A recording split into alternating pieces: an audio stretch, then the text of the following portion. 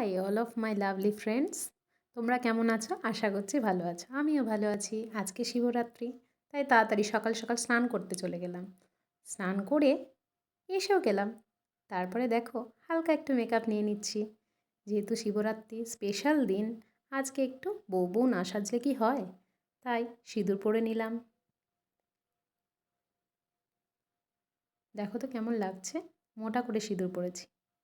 শাঁকাতে দিয়ে দিলাম সিঁদুর একটু। তারপর একটা টিপ পরলাম, একটু লিপস্টিক দিলাম। ব্যাস, আমার শিবরাত্রির লুক কমপ্লিট। দেখো তো কেমন লাগছে, কমেন্ট করে অবশ্যই জানিও কিন্তু। এরপর চলে গেলাম আমি ঠাকুরঘরে, ঠাকুরঘরটা পরিষ্কার করে নিলাম।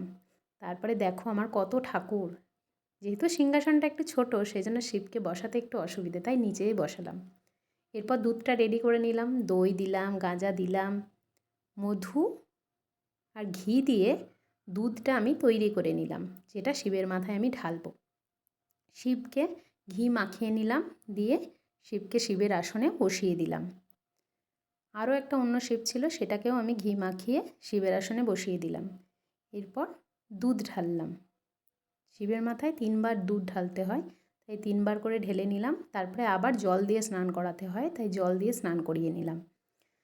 দেখো সাজিয়ে নিয়েছি, আলপনা টালপনা দিয়ে রেডি করে নিয়েছি। এরপরে দেব চন্দন। চন্দনটা ঘষে নিলাম, বেলপাতায় লাগিয়ে শিবের মাথায় দিয়ে দিলাম। দুজনকেই দিলাম, দুটো শিবকেই দিলাম। তারপরে একটু ধূপ আর প্রদীপ দিয়ে আরতি করে নিলাম। এই করেই আমি আমার শিবরাত্রির সকালের পুজোটা সারলাম। তো তোমাদের ভিডিওটা কেমন লাগলো অবশ্যই ফ্রেন্ডরা জানিও কিন্তু। আর কে কে শিবরাত্রি রেখেছো সেটাও আমাকে কমেন্টে জানিও।